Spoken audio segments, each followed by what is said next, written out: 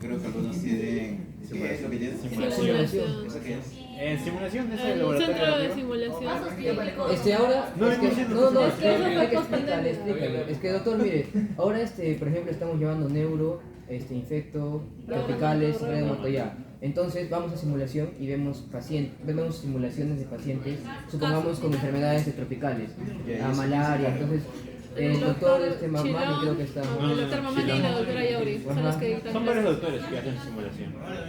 Entonces nosotros es como ver un simulación de paciente. cosas de enfermedades. Ajá, de enfermedades De de cada cada tema. patología. ¿Pero por qué le han puesto ese orden? O sea, estamos... No, no Es sé que si no es había como- forma de acomodar más. Como bloques, ahorita toca de musculares. Bueno, todos los cursos Una vez a la tenemos semana. una vez a la semana. Todos los cursos. Supuestamente para que mejore la educación y la comprensión y el tratamiento de los pacientes. Supuestamente. Supuestamente, ajá. Porque ni ustedes han avisado.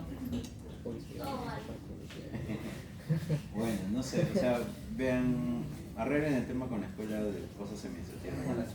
Porque ahorita estamos restándole tiempo a la parte académica como tal, Los ¿no? ingenieros son 4 horas, ¿no? Nosotros, Sí, Claro, sí, son o sea, 2 dos de de 6. seis, ajá. Sí, pero 4 horas cada usualmente semana. éramos así, ¿no? Pero ahora veo que vamos a tener que aportar un poco. Bueno, hasta donde alcancemos, pues. Hasta donde alcancemos. Pero de ahí a ir a no, nosotros. no omita nada de su clase. Todo. O sea, no sé, pues. Es que no tengo en cuenta. Por ejemplo, a ver, si digamos, mis clases estaban programadas hasta la última semana de abril, un ejemplo, ¿no? Ujú. Hasta la última, entonces todo se ha acomodado para desarrollarlo hasta la última semana de abril. Si a esto le estamos restando nada más horas, y no hay más tiempo, o sea, no vamos a hacer más de abril, significa que yo tengo que correr, ¿no? Creo que lo van a. No, es que No. la doctora Sí, es sí, sí, que el Por problema eso no lo sé. es que la escuela no se ha comunicado todavía con el docente, entonces. Por eso, o sea, Tiene que exacto. acordar. O sea, yo no sé si se va a extender. Sí, se va a Sí, Pero se va a extender. la doctor, escuela se va a le tiene que extender. planificar. Exacto, por eso, o sea, ellos tendrían que haber coordinado con usted, Pero porque hay creo que que ver ustedes, si no con sé, todo, tienen otras cosas y eso. Podemos hacer unas votaciones. llama a la escuela para que te Yo diga. le dije a la secretaria. Ya, ok. Ya, chicas. Bueno, arreglado, bueno, ese tema se tiene que arreglar aparte. Vamos a continuar con las clases que teníamos programado. El día de hoy vamos a hablar acerca de malaria como tal. ¿Ya? Ahorita no les he traído unos casos, luego vamos a hablar sobre unos casos. Doctores, sí, vamos avanzando. El tema de malaria en realidad es sumamente importante. Cuando hablamos de malaria estamos hablando de otra de las enfermedades infecciosas que deberíamos conocer en su totalidad. ¿Ya? Y fácil, ¿no? La malaria está producida por un tipo de parásito. ¿Qué tipo de parásito es? Es un protozoario. Ok, muy bien. Estamos hablando de un protozoario de tipo apicomplexa, el plasmodium. Y ahí ya vienen las especies como tal, ¿no? ¿Qué tipo de plasmodium conocen? Viga,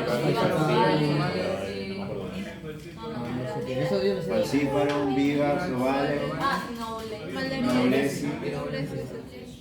¿Qué más? Malariae. Nobleski. ¿Qué más? Yo lo dejé.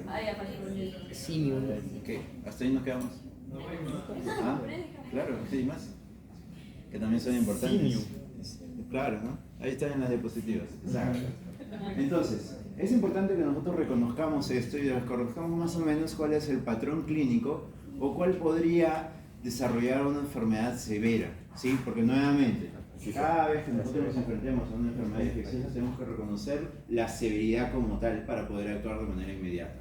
Ok, y sí, entonces estamos hablando frente a un protozoario que tiene como característica un complejo apical, ¿sí?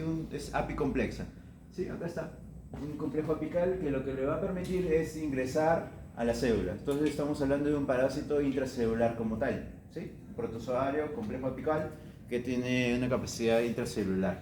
Y existen especies como tal, ¿no? Ya lo mencionaron ustedes, vivas, falciparum, oval, malariae, noblesi, el simium que ha sido detectado últimamente en Brasil.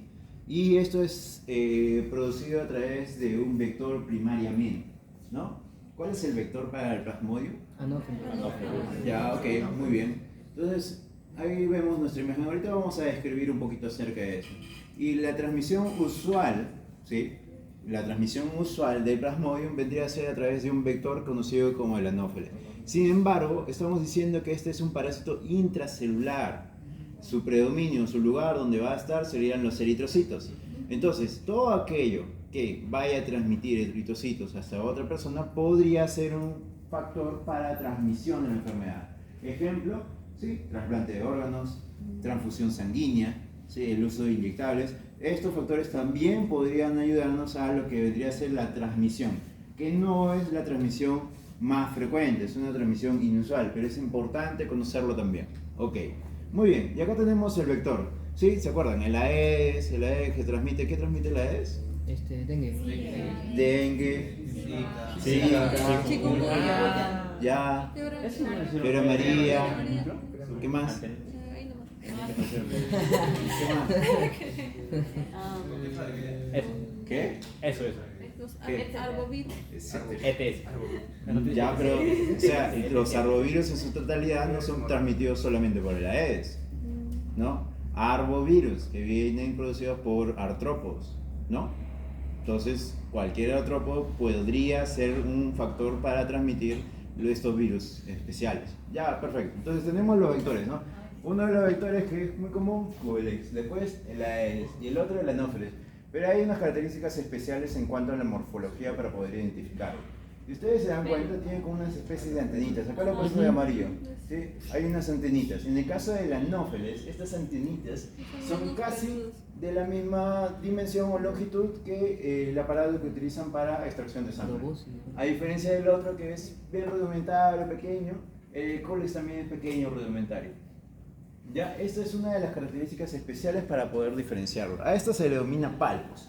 Y esos palpos vendrían a ser estas estructuras como unas antenas con pelos que en el medio tienen el aparato que va a succionar.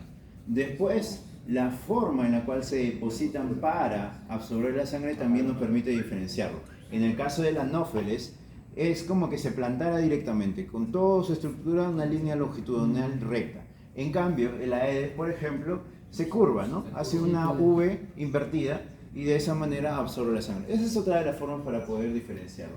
Después, la coloración o los patrones que tienen en su estructura. Porque si ustedes se dan cuenta, el Aedes es típicamente el que tiene las patas manchadas de blanco, ¿no? Negro con blanco, negro con blanco. En cambio, el Anopheles, no tiene ese patrón. Medio marroncito, color tierra, de esa forma.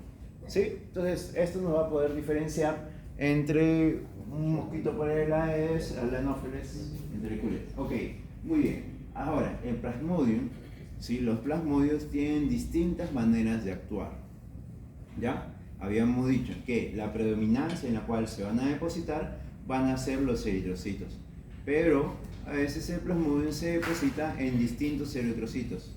¿Sí? Dependiendo de la especie del Plasmodium, se deposita en unos eritrocitos diferentes. Ejemplo, ok, acá tenemos, si ustedes se dan cuenta, el Plasmodium vivax y el oval se van a depositar sobre los eritrocitos más jóvenes. ¿Y se acuerdan cómo era el tema de la maduración de los eritrocitos? ¿Sí? ¿Cuáles eran más grandes? ¿Los jóvenes o los viejos? Los jóvenes son reticulocitos, los reticulocitos son grandes, prominentes, incluso algunos son medio redondos. En cambio, los más adultos pierden la parte central y son más pequeños. Quiere decir que usualmente en estos dos de acá vamos a visualizar una infección de los eritrocitos de mayor volumen o de mayor tamaño. ¿Sí? Acá, en el video global. En el tema del malariae, predominantemente su infección es a través de los eritrocitos más ancianos, más viejitos, los más degradados. Y el falciparum y el noblesi tiene una infección de cualquier estadio de los eritrocitos, ¿sí? Puede infectar todos. Ahora, en cuestión de parasitemia, es importante también reconocer esto. ¿Por qué? Porque se refiere a la concentración de parásitos que nosotros vamos a ver en una muestra sanguínea. Quiere decir que en el caso de todos, el Plasmodium falciparum y el noblesi tienen mayor predominancia de hacer harta carga parasitaria. ¿Sí? Tienen harta concentración de parásitos en una muestra sanguínea. A diferencia de los otros que su probabilidad de hacer harta carga parasitaria es menor. ¿Ya? Después tenemos algo muy importante. Ahorita vamos a ver la lámina, pero hay un estadio especial al cual se le denomina hipnozoito. ¿sí? Que vendría a ser, exacto, la forma latente, por así decirlo. O sea, se queda ahí dormidos hasta que en una condición especial se despiertan y comienzan a activar. Los únicos dos que se ha demostrado hasta el momento que tienen hipnozoitos sería el Vivas y el Vale. ¿Sí? Esas son dos cosas importantes. Quiere decir que en algún momento pueden activarse. Tú les has dado tratamiento. Ya le diste tratamiento, el paciente está chill, no tiene fiebre, no hay ningún malestar. Y después de tiempo, recae. ¿Sí? ¿Producido por qué? Por los hipnozoitos. Muy bien. De acá tenemos el ciclo de vida del Plasmodium falciparum como tal. Habíamos dicho que lo que se requiere es que el mosquito llegue, el anófeles llegue, pique y a través de la picadura comienza a instilar los parásitos, ¿no? Entonces tenemos la entrada de los esporozoitos, ¿sí? Por la picadura del mosquito, se comienza a diseminar y el lugar donde llegan primariamente va a ser a nivel hepático, ¿sí? En los hepatocitos. Ahí se deposita, se forma una especie de fase quística, produciendo nuevamente otros componentes parasitarios hasta que se libere. Y se libera en gran cantidad. Una vez que se libera, entra el torrente sanguíneo. Y en el torrente sanguíneo invade los eritrocitos. Otra vez, el eritrocitos es invadido, genera gran cantidad de parásitos y después se rompe el eritrocito y sale toda la cantidad de parásitos. Y así continúa este ciclo hasta que llegue el mosquito y absorba unos estadios especiales que son los gametocitos. Entonces los gametocitos son absorbidos por el anófeles y de ahí comienza un ciclo dentro del vector. ¿Sí? ¿Estamos claros? Quiere decir que en todo este episodio estamos hablando de una fase asexual y recién en el vector estaríamos hablando de una fase sexual cuando intervienen los gametocitos. ¿Sí? Ojo, acá no estamos hablando de hipnozoitos, esto es el tema del falcíparo. El falcíparo no está produciendo hipnozoitos o estructuras latentes. Sin embargo, cuando vemos el tema del Plasmodium Vivax ya cambia la situación. ¿Sí? El Plasmodium, viene el mosquito, va, te instila nuevamente los esporozoitos y de los esporozoitos un grupo continúa su ciclo formando más parásitos como una forma clínica y otro se queda latente dormida. ¿Sí? Esto vendría a ser los hipnozoitos. Hasta que en un momento dado se activan y comienzan a producir nuevos parásitos. Después de ello liberan y comienza el mismo ciclo que se había mencionado en el Plasmodium. ¿Ok? Entonces esa es la forma en la cual es el ciclo de vida. La característica diferencial vendría a ser la presencia de los hipnozoitos como tal. Y esto es importante, porque esta gráfica lo que quiere decir es que en la parte humana tenemos una forma de desarrollo. ¿Sí? Esto vendría a ser la parte humana, los hepatocitos y los eritrocitos, ¿ya? Esa es una forma de desarrollo, pero a partir de que se forman gametocitos, en el mosquito atraviesa otro ciclo de vida, hasta que llega al intestino medio y después es eliminado por la forma de la saliva. Y lo que les había dicho, ¿no? Tenemos una replicación asexual y una replicación sexual. Asexual, lo que se desarrolla comúnmente a nivel de los hepatocitos y los eritrocitos. Y sexual ya viene a ser en la parte del mosquito propiamente dicho. Ahora, todo este ciclo de vida tiene una forma más o menos de delimitarlo. O sea, cuando nosotros hablamos del hospedador definitivo, que vendría a ser aquel que le permite una reproducción sexual, estamos hablando del vector, del mosquito. El mosquito le permite una reproducción sexual. El hombre no le permite reproducción sexual, es asexual. Ok, esta forma es denominada formación de esporozoitos o la esporogonia. Y lo otro vendría a ser la esquizogonia, ¿sí? Todas aquellas formas asexuales. Y tenemos esquizogonia preeritrocítica, o sea que está antes de llegar al eritrocito, exoeritrocítica, que está fuera del eritrocito, eritrocítica, que está dentro del eritrocito, y una pequeña parte donde forma gametocitos, pero no hay una reproducción sexual. ¿No? Esta formación de gametocitos es para que el vector llegue y se lo lleve. ¿Sí? Es sencillo, ¿no? Estamos hablando de cosas sencillas. Esquizogonia es en el humano. Claro, sí. Esquizogonia se produce en el humano y la esporogonia se produce en el vector. Sí, porque nosotros no somos hospedadores que va a permitir una reproducción sexual. Ok, hay algo importante, ¿sí? En este siglo, nuevamente, que estamos mencionando nuevamente, hepatocito, despacocito de los eritrocitos. Cuando se libera el eritrocito hay un concepto en especial, que estos parásitos ingresan a la médula ósea Y a partir de la médula ósea, el contacto con las células de la médula ósea, ahí comienzan a producir los gametocitos. Gametocitos que después son liberados al torrente sanguíneo y son absorbidos por el mosquito para producir su ciclo sexual.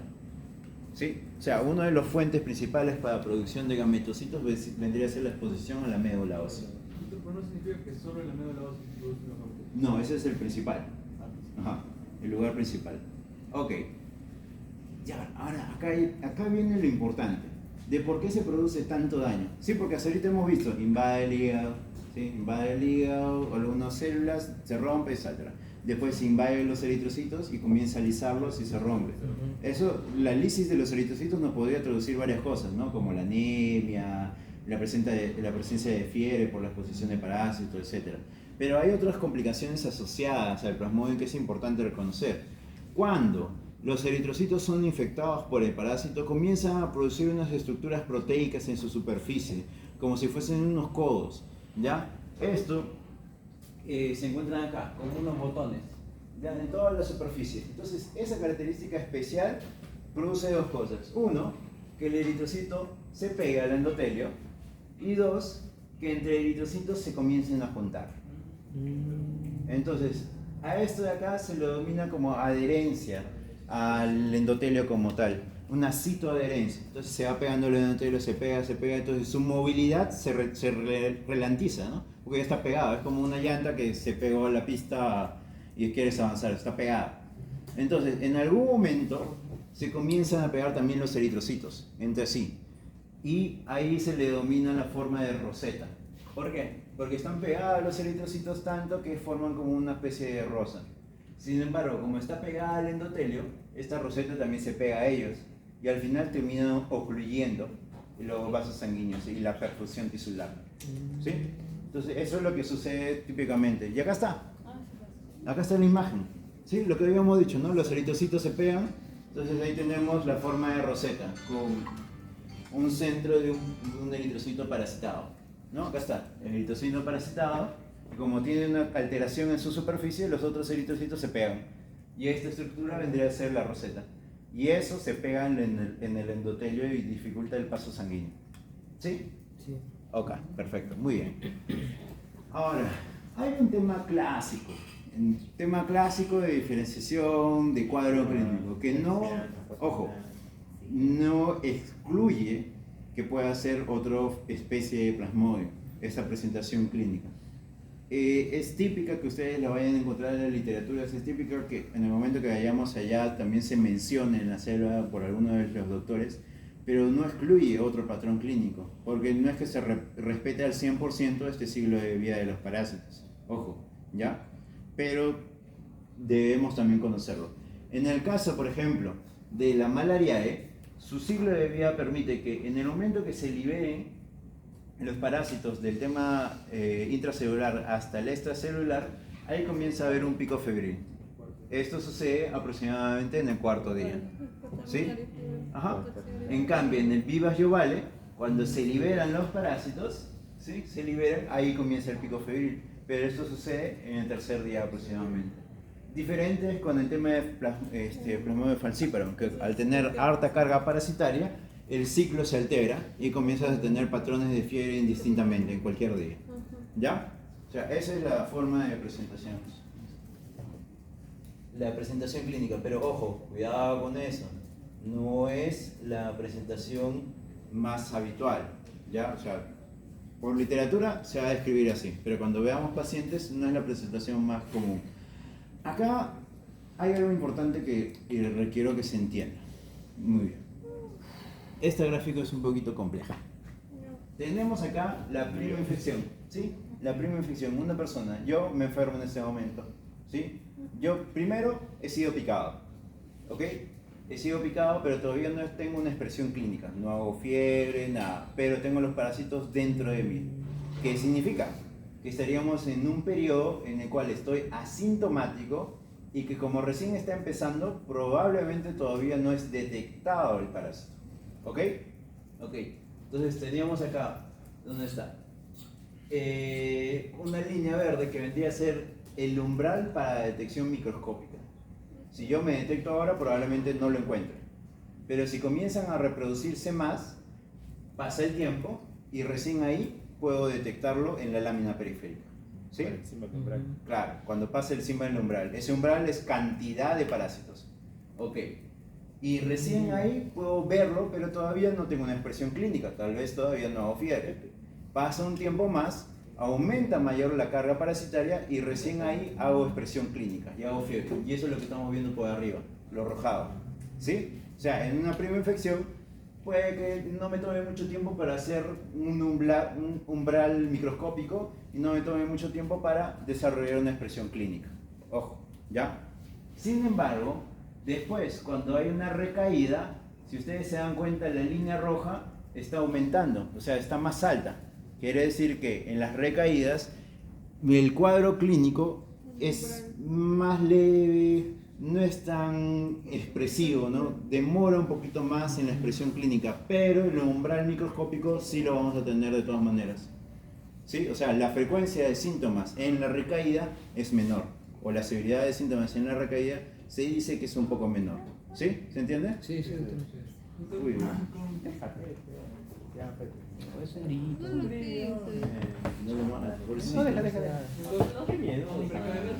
¿Con recaída se refiere a cuando vuelve a aparecer la fiebre o cuando Sí, se sí. vuelve a infectar? No, o sea, recaídas vendría a ser... Sí, es entorno. Obviamente. En recaídas estaríamos hablando del mismo parásito que tú ya has tenido que se está volviendo a aparecer, porque no lo has eliminado por completamente. Típicamente asociado al virus.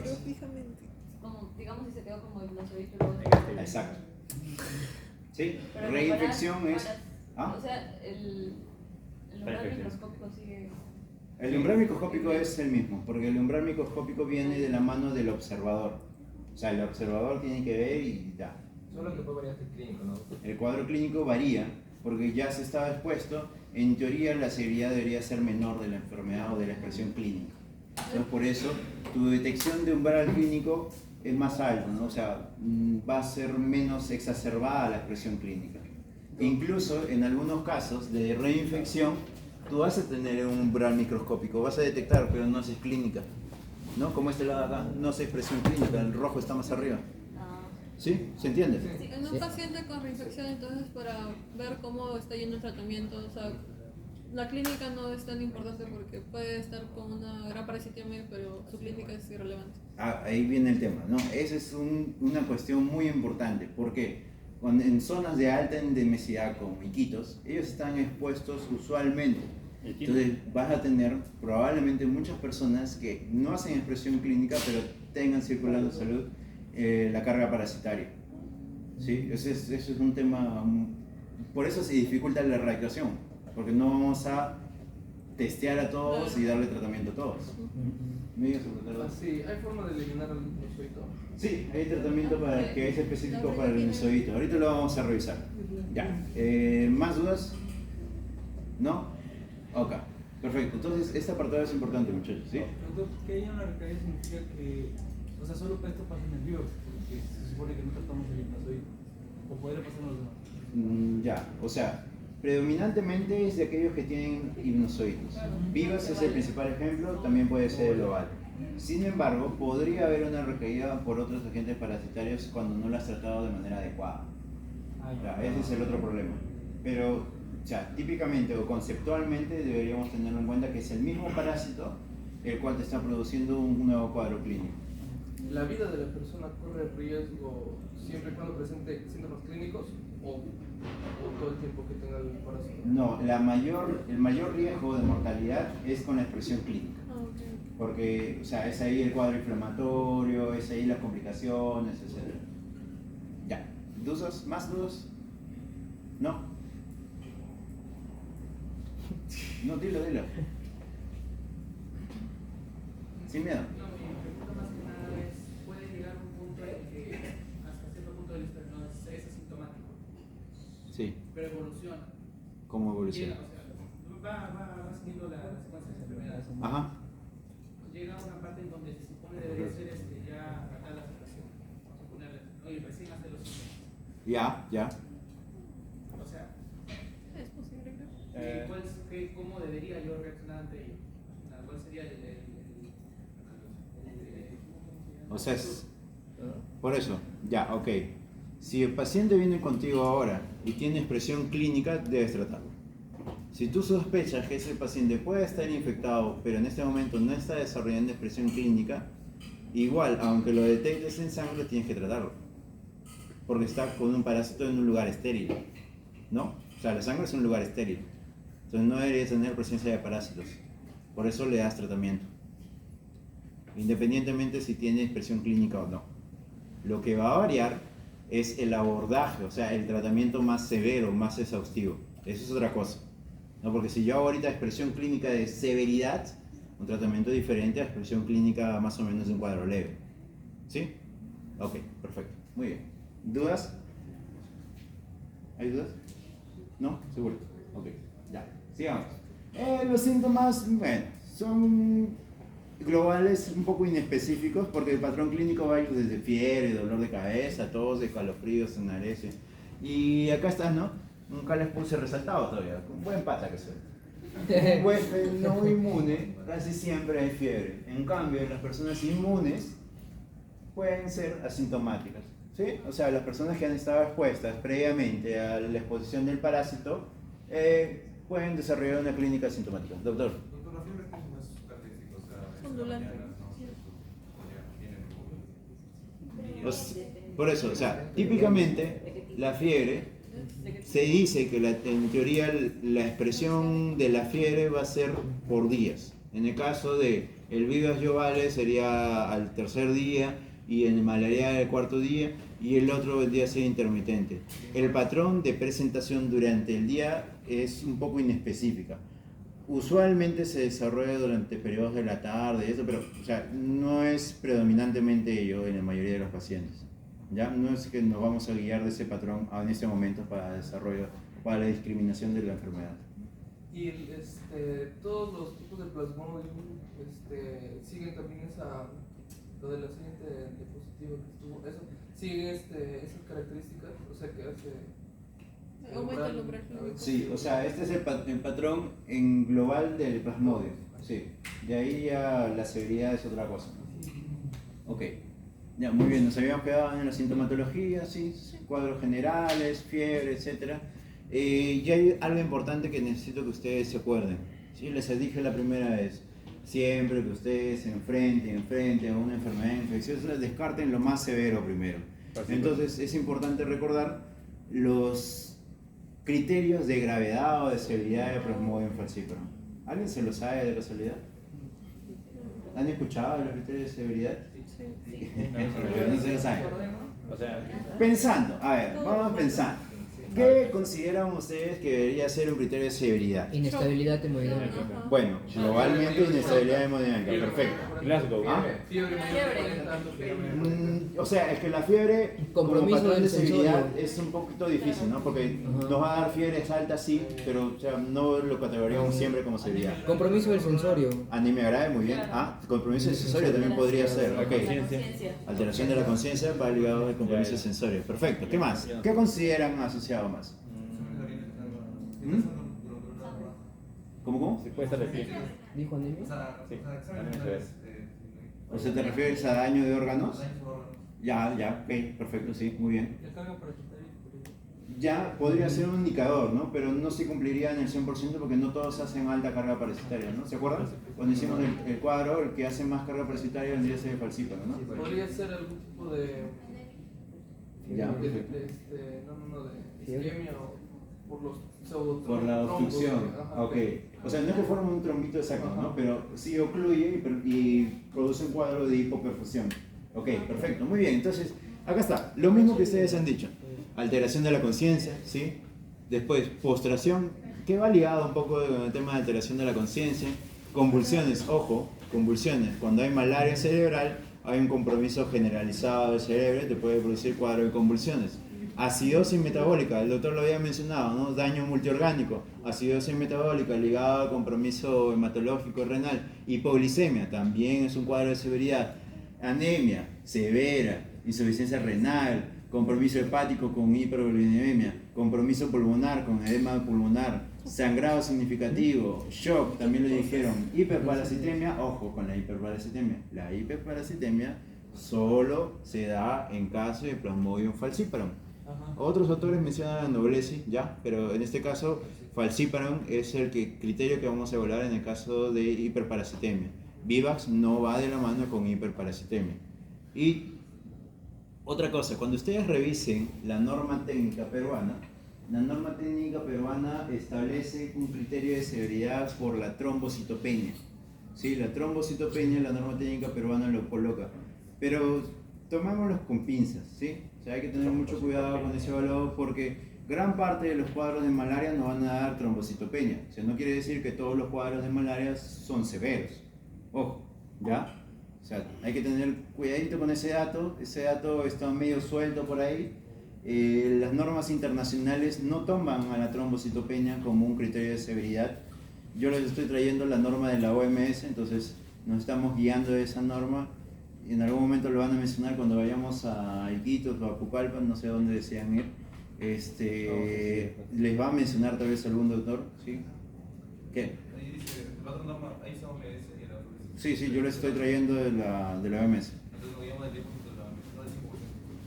Ah, no, eso es para que ustedes sepan, ¿no? El CDC dice que si tienes mayor del 5%, cuidado, alármate. La OMS dice no, 10%, pero eso es porque la OMS estandariza a sus pacientes como si fuesen de todos los lugares. O sea que el paciente tolera todo. Pero un paciente que nunca ha estado expuesto a un parásito, su cuadro es más severo. Ojo. Entonces por eso la CDC dice, no, los americanos, 5% es lo que aguantan. ¿Sí? Sí. Dios. Ya, ok, muy bien. Aquí también habría esplenomegalia, eso no se consideraría. ¿Cómo? Esplenomegalia. Como criterio, en realidad es la hiperbilirubinemia. No, o sea, no la la hepatomegalia. La esplenomegalia tampoco no se cuadraría dentro del criterio de severidad. ¿Ya?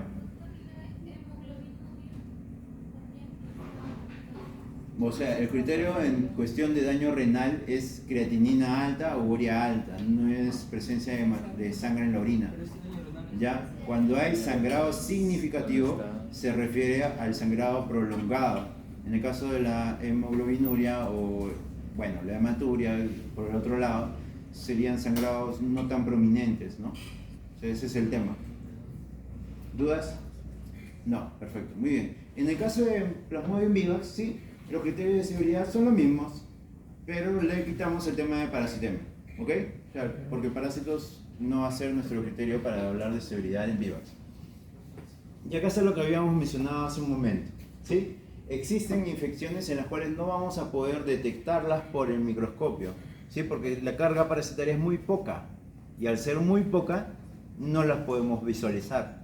Y también crea dificultades en la expresión clínica, porque al ser tan poca, tampoco no crea mucho cuadro clínico. Entonces, estas infecciones se les denomina infecciones submicroscópicas, que no son fácilmente detectables por el ojo humano, pero igual están infectados, ojo. Después tenemos otro grupo que sí se le puede visualizar. Entonces, eso van a ser el común de los pacientes que nosotros vamos a ver, ¿no? El común que es visualizable por el microscopio. Entonces, para el tema de diagnóstico, vamos a utilizar distintas metodologías. El gold estándar para el diagnóstico, entre comillas, sigue siendo el tema de visualización del parásito. Ojo, ahí está el problema. Porque si estamos diciendo que tenemos un umbral del ojo humano para detectar, ¿qué hacemos con los otros pacientes? No los podemos detectar. ¿Cuál sería otra estrategia para detectarlos? Inmunológico, Anticuerpos. el inmuno. Claro, exámenes inmunológicos, PCR, etc. Y ahí viene el tema de pagos, tema de complejidad de la molécula, etc. ¿no? Entonces, utilizamos todavía como norma la visualización, ya se estandariza porque es lo más económico y más rápido. El GEM se demora ¿cuánto? 10 minutos es lo mucho en tomar coloración. Y después tenemos los temas inmunológicos, como las pruebas inmunocromatográficas. Las pruebas inmunocromatográficas son como las gotas para hacer... ¿Sí han hecho, no? Pruebas inmunocromatográficas. ¿No han hecho? ¿Cómo es? ¿No? ¿Cómo eran? ¿Han hecho los test para VIH, las pruebas rápidas? Ajá. Ya, esos son una prueba inmunocromatográfica. O sea, que a través de una respuesta inmune tiñe. Sí, hemos hecho. Nosotros tomamos previales. Pero no lo hicimos ¿No? virtual, no lo hicimos en ese virtual. En micro. ¿Tampoco? Sí, pero No, no, el ICE es otra cosa. La prueba rápida. O sea, ya, prueba de embarazo. A ver, Ya. No, no te has hecho. Eso parecido. Ok. Es parecido. Ya, es una prueba en la cual tú depositas la muestra y la ranura va a teñirse. Porque va a generar, o sea, tiene ya consigo antígenos que van a aglomerarse y cambiar de coloración. Ajá. Por eso es inmuno y cromatográfica. O sea, tiene una respuesta inmune o trabaja mediante la respuesta inmune y a través de esa respuesta inmune cambia de color. ¿Sí? Inmunocromatográfica. Ok. Ya. Es complicado, muchachos. No están haciendo pruebas. ¿Qué? No, sí. Pero ¿Cómo has hecho? Pruebas. Eso Pero hemos hecho eso y No, mi grupo lo hizo bien. ya, ok. Ya, en algún momento les va a tocar hacer. Después tenemos... Uy, me robé. Después existen varios métodos, ¿ah? Ojo, existen un montón de métodos. El PCR también se usa, pero es más costoso, más complicado. El más fácil vendría a ser la inmunocromatográfica, ¿no? Porque trabaja a base de anticuerpos. Entonces, anticuerpos o antígenos. Entonces, cuando se tiñe, vas a poder detectar. ¿Tiene alta sensibilidad? Tiene una gran sensibilidad y se dice que puede detectar mejor que el ojo humano, porque cuando tiene poca carga parasitaria ya está generando anticuerpos contra eso. ¿Sí? O sea, tienes un apartado que trabaja con anticuerpos y otro apartado que trabaja con antígenos. Entonces cualquiera de los dos son detectables. ¿Ya? Y acá, lo que estaba mencionándole, ¿no? Cuando hablamos de densidad parasitaria o de carga parasitaria, va a variar mucho. ¿Sí? Una de las cosas que varía es por el ojo que lo visualiza, ¿no? Porque aquella persona que no está bien entrenado no va a poder detectarlo de manera adecuada. Sin embargo, también varía con los factores adherentes al paciente, de edad, de estado inmunológico, etc. O sea, estas complicaciones nos llevan al hecho de posiblemente errar en el diagnóstico de algunos pacientes en el caso de lámina periférica o watercress. Tenemos la forma en la cual vamos a visualizar los parásitos. Bueno, ¿han hecho esto en micro? Sí, eso sí. Sí, lo han visto. Piensa. O sea, En había Jensen. una muestra y nos Ajá. hicieron ver. No hicimos la muestra, ya Ajá, nos eso sí. dieron la Yo muestra hecha. tampoco. Hicimos gran positivo. Hicimos edición de... Nos ¿Sí? hicieron, o sea, nos Y hicieron de ver, varios pero hicimos. nosotros no hacíamos las muestras. ¿Ustedes hacían? ¿Ah? ¿Ustedes sí No, hacían? en mi tiempo no hacía, pero yo los chicos ahora estamos haciendo. ¿Sí? Claro. Les trae... No, ahorita por ejemplo estamos con bacterias y estamos sembrando, viendo diferencias. claro. Ok. Bueno, vamos a hacer también. ¿Nosotros? Ustedes no sé. ¿Nos puede llevar? ¿Ah? ¿Nos puede llevar? Os- A nosotros que nos saquen la sangre. Sí. Ah, bueno, Ajá. pero ustedes no tienen malaria. No, todavía. Que empecemos chiquitos. O de verdad, no.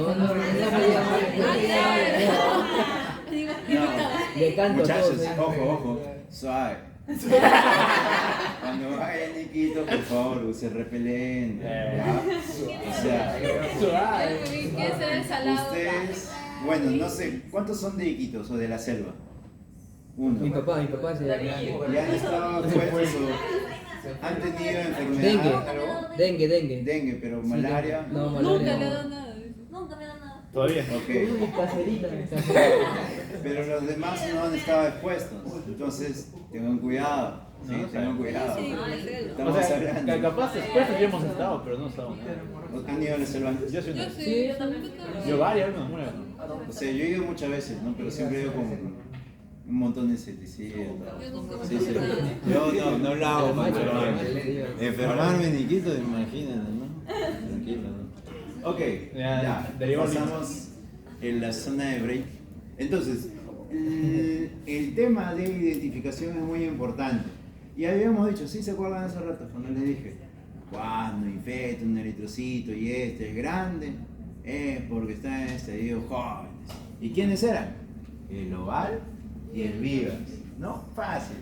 Entonces, los eritrocitos de tamaño aumentado o grandes, parasitados, están dados por el vivax y el oval. Y acá, uno aumentado y redondo, o sea que más o menos tiene tiene su morfología, vendría a ser el vivax. Y aumentado y con distorsión, o sea que son medios amorfos, pierden su morfología, estamos hablando del oval. El oval y no es oval. Ok, y los otros que no están aumentados de tamaño, sí, porque tienen unos estadios más maduros de los eritrocitos, vendría a ser el falciparum y el malariae. Cuando hay un poco de distorsión, estamos hablando de falciparum. Y cuando no hay distorsión, o sea, la morfología del eritrocito es casi normal, estamos hablando de malariae. ¿Sí? Esa es una forma en la cual ustedes van a poder identificar a través del daño del eritrocito, porque después es ver los estadios del parásito y comenzar a diferenciar, y ahí la cosa se complica un poco más. Doctor, pero creo que era muy difícil diferenciar entre falciparum y malariae. Es un poco complicado, Solo un ojo pero el ojo experto, experto, sí. ajá, para el ojo experto sí, él para él sabe. ya lo ve cada rato. Ah. Sí, para los ojos que no estamos tan acostumbrados a ver a cada rato, ya se crea la dificultad, tenemos que andar con la tablita y O ver sea, las nosotros- Aquí está comparaciones. sano. Sí. Yo fui. Ojo, eso ha pasado, ¿ah? Sí, sí, sí. Eso ha pasado y a veces han confundido pacientes con leucemia que al final eran algo infeccioso. Y le daban quimioterapia y el paciente al final iba mal. Eso ha pasado, muchachos, con gente entrenada de otros lugares. O sea, eso ha sucedido y esa es la vida real. Por eso es importante que ustedes aprendan a diferenciar. ¿Sí? Pero no estaría feliz al saber que no se va a morir y que por lo menos es un parásito. O sea, pero esto te mata. Te mate, La infección te mata más rápido, ¿no? Cuando Ah, te cae en la defensa, la infección te mata más Y más rápido. con la quimio. Cierto, más aquí. Más aquí, ya fui. Sí, verdad, no. Eso ha pasado, ¿En qué muchachos. hospital? Páname. Ojo, ejemplo, anécdotas en el tema del dengue. El tema del dengue, cuando hubo el brote hace 2 años, creo que hubo acá en Lima, en distintos lugares, los médicos de Lima no estaban preparados para enfrentarse al dengue. Entonces no tenían en cuenta el patrón del dengue. Y cuando nosotros comenzamos a ver pacientes en distintas áreas, veíamos pacientes que tenían trombocitopenia, fiebre y de yapa, su aspirado de médula ósea. Sí, porque pensaban, dijeron, esto es cáncer, esto es algo neoplásico. Síndromes mielosis. Y al rato su NS1 positivo. ¿Sí? Dengue, exacto. Dengue. ¿Necesitaba aspirado de médula ósea? No, para nada. El aspirado duele. Sí, es una Duele. bruja Horrible, grisácea, sí. una grisácea. Pero aún así lo hicieron. La gente dice que es un examen. ¿Me entienden? Por eso muchachos, eso es importante. Otra experiencia, cuando Mira. estaba en salud, vino un paciente derivado también con trombocitopenia y unos días de fiebre. Llega a salud, todo chévere, lo hospitalizan, no recupera plaquetas, deciden, ¡pum!, inmunoglobulina. Le meten un montón de cosas, corticoides, alta dosis, inmunoglobulina. Ay, Al final el paciente solo tenía dengue. Lleva unos cuantos días comenzó a recuperar solito, pero ya le habías metido toda una bombaza. Eso pasa, muchachos, pero no va a pasar con ustedes. no, Nosotros estudiamos. Muy bien, no va a pasar con ustedes. Excelente. Entonces, acá tenemos los distintos estadios del parásito de acuerdo a lo que estábamos visualizando. Y nuevamente, ¿no? Eritrocitos grandes, vivax y oval. Eritrocitos de la misma morfología, falciparum y malariae. ¿Sí? Y de ahí vamos viendo las diferencias. Una de las características especiales vendrían a ser los gametocitos, ¿no? Los gametocitos son bien resaltantes en el falciparum. Que parecen una banana, ¿no? A diferencia de los otros. Ok, perfecto, muy bien. Banana. Cuando hablamos de pruebas inmunocromatográficas, existen en el mercado algunas pruebas inmunocromatográficas que son importantes utilizar. La mayoría de ellas tienen utilidad, sobre todo con la presencia de un Plasmodium falciparum como tal.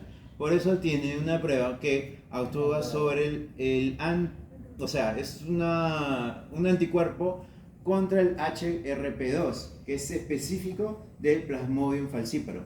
Entonces, al salir positivo, te va a detectar la presencia de Plasmodium falciparum como tal. ¿Ya? Pero estamos hablando de falciparum, queda de lado el vivax, ¿no? Ese es el problema. Ahora, cuando hablamos de PLDH, vendría a ser otra expresión para detectar el Plasmodium, pero ya estamos hablando de Plasmodium en mayor cantidad, o sea, hablando del espectro de Plasmodiums. El otro solamente es para falciparum. Ok, y ahora viene el tema del tratamiento. El tratamiento varía un poco. Yo ahorita en las láminas les estoy poniendo el tratamiento para adultos. ¿Sí? Adultos, ojo. No les estoy poniendo ahorita el tratamiento para niños ni el tratamiento para gestantes, que eso es otro que también es importante que ustedes revisen. ¿Ya? Pero estoy trayendo el tratamiento para adultos como para que más o menos se nos quede en cuenta. Cuando nosotros hablamos de Plasmodium vivax, el tratamiento varía hasta unos 7 días, ¿sí? Según la norma técnica peruana, en el cual vamos a dar unos 3 primeros días de cloroquina asociado a primaquina, que va desde el primer día hasta el día 7. ¿Sí? ¿Cuál es el sentido de esto? Que la primaquina vendría a ser el tratamiento que va contra los sinusoídos. ¿Sí? Entonces por eso se le da la primaquina y se le da por un poco más de tiempo, para atacar con los sinusoídos y tratar de eliminarlos. Después tenemos el tratamiento para Plasmodium malariae, en el cual va cloroquina, unos 3 días, y primaquina también se le da al tercer día. Y en el falciparum el esquema ya varía un poco. Se le da artesunato, mefloquina y primaquina en distintas dosis. Ojo, en distintas dosis. Y viene otro problema, cuando el falciparum es resistente a artesunato mefloquina. Ahí tenemos que cambiar de esquema de tratamiento y le damos quinina, clindamicina, primaquina, quinina, clindamicina. ¿Sí? O sea, estos esquemas varían. Pero dense cuenta de algo. ¿Sí? Habíamos dicho que la primaquina era para hipnozoitos, pero igual estamos dando el mariae, igual estamos dando el falciparum. Entonces no tiene mucho sentido, ¿no? Porque estos no son productores de hipnozoitos como tal. ¿Por qué se da esto? Justamente porque existe la hipótesis de que existan muchas infecciones mixtas, en las cuales pueden haber presencia también de hipnozoitos por otro plasmodium. ¿Ya? Entonces por eso también se le da la primaquina como tal. O sea, 2 plasmodium pueden estar en un solo mosquito. Claro, y ese te infecta a ti, tú, perdón, no. 2 plasmodium están en la misma persona por posibles picaduras de distintos mosquitos. Entonces, más que todo como prevención. Claro, algo así, como un tipo de prevención. La primaquina no solo es para el naciente, también para el neonaciente. Claro, pero su principal efecto o el beneficio que le estamos teniendo en este momento es para el hipnozoito. Pero por ejemplo, en el falciparum primase también, hipnozoito también ayudaría para el merozoito. Entonces, tal vez por eso. O sea, esas son las dos posturas por las cuales se plantea utilizar la primaquina. Ok, y en el caso de infecciones mixtas, ahí está nuevamente, ¿no? Se le da el esquema del Plasmodium falciparum y además se le da la primaquina en más dosis, en mayor cantidad, ¿no? Porque habíamos dicho que el tratamiento para Plasmodium falciparum, que vendría a ser artesunato, mefloquina y primaquina, va a ser nuestro eje principal, que el falciparum va a ser el que produce mayor severidad. Entonces, frente a ese vamos a actuar. Y adicional, le extendemos la primaquina por el tema de los sinusoiditos de Plasmodium vivax. ¿Sí? Ahora, hay algo importante.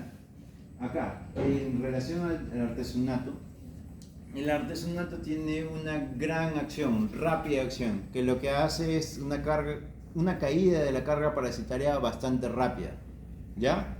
Entonces, por eso se le da en el caso de Plasmodium falciparum, ¿no? Porque en este grupo habíamos dicho que la probabilidad de tener harta carga parasitaria es mayor que los otros. Entonces por eso le das un antiparasitario que hace que la carga parasitaria caiga rápido. En los casos de severidad se le da de manera endovenosa, para que caiga rápidamente, más fácil, y de ahí controlamos cómo va a ir cayendo la densidad parasitaria. Entonces la densidad parasitaria debe ir disminuyendo con las dosis del artesunato que se le da. ¿Sí? Sí. Es un poco más complejo.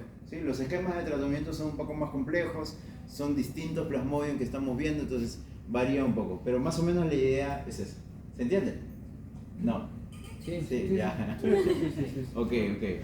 Ya, sigamos. El tema de la cura es un problema, porque si tenemos en cuenta que solamente estamos tratando cuando es expresión clínica y la mayoría de nuestros tratamientos no están dirigidos contra los sinusoiditos, al final no sabemos si realmente el grueso de pacientes lleguen a desarrollar una cura radical como tal. O sea, estamos teniendo una cura clínica, ¿no? La expresión clínica ha disminuido, pero la eliminación del parásito del organismo es otra cosa. Entonces, ahí tenemos problemas, ¿no? Por eso hay alta recaída de enfermedad. Esa es una gran brecha de tratamiento y de investigación también que tenemos con los parásitos. Y es por esto, ¿no? Nuevamente, el tema de los signos evitos. Pasa que tú puedes estar eliminando, pero después tienes otros que están ahí latentes y que se van a ir replicando después. Pero el problema de la primaquina es que son muchos días, entonces los pacientes a veces no lo toman. La adherencia al tratamiento es un problema grande. El otro problema es el tema de la deficiencia de glucosa 6-fosfato deshidrogenasa, porque estos pacientes no pueden recibir de manera adecuada la primaquina, hay complicaciones, pueden hacer hemólisis. Entonces, ese es el problema cuando reciben esto. Las dosis inadecuadas o subóptimas son otro punto en quiebre con el tema de la primaquina. O sea, son varios factores que deberíamos ir sopesando para definir si el paciente al final está recibiendo un tratamiento adecuado o no. ¿Ya? Ok, esto para que lo revisen. El tratamiento de había ¿De qué? escuchado una vez que había mencionado un doctor de que tiene que ir al hospital para que le den el pastilla, no se lo puede llevar a su casa, algo así. No, son directamente observados. O Sí, sea, el paciente viene, Ajá. le administras y de ahí se va a su casa. ¿Por qué? Entonces al día siguiente otra vez tienen que venir, le dan la pastilla ¿Y con por qué, vaciado. doctor? ¿Y por qué? ¿Por qué? ¿qué se debe? Por la adherencia. Pero, Lo que pasa es que tú, por ejemplo, el problema está la condición social de nuestro país. La condición social de nuestro país es muy variada. Y por ejemplo, cuando tú vas a Iquitos existen personas que están pues claro, peleas, adentro y otras personas que viven del día a día. claro. Entonces movilizarse o desplazarse de un lugar a otro les es complicado. Por eso. ¿Por qué no se lo podrían llevar? ¿No sería más fácil Porque darles no te para- No te garantiza. aseguras que él lo tome. Claro. Y si no lo aseguras que él lo tome, al final se complica más. Y en el caso del falciparón puede generar resistencia. Ah. Lo mismo sucede con la TB. El tratamiento para la tuberculosis es directamente observado. O sea que el paciente tiene que venir al centro de salud, le das la pastilla y se lo tienen que tomar contigo presencia. presente. Delante tuyo. Sí. Si no lo toma así, no lo marcas como tomado. Doctor. Doctor, ¿cómo hemos visto causas de la malaria? Interesting. ¿Es necesario hacer con insuficiencia renal?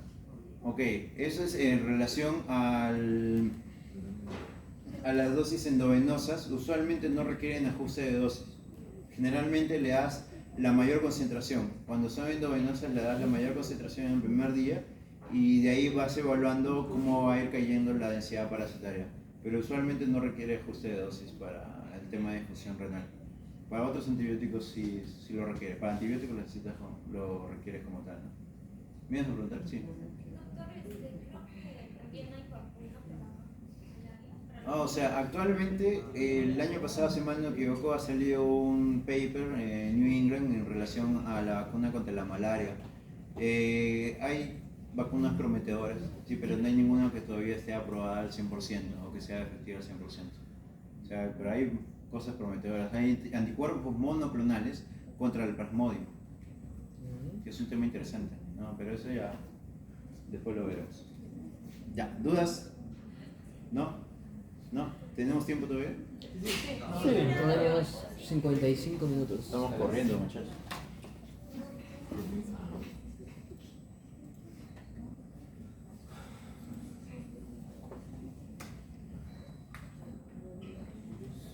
Ya, ok. Bueno, después me hacen saber si cómo quedó lo de la escuela, porque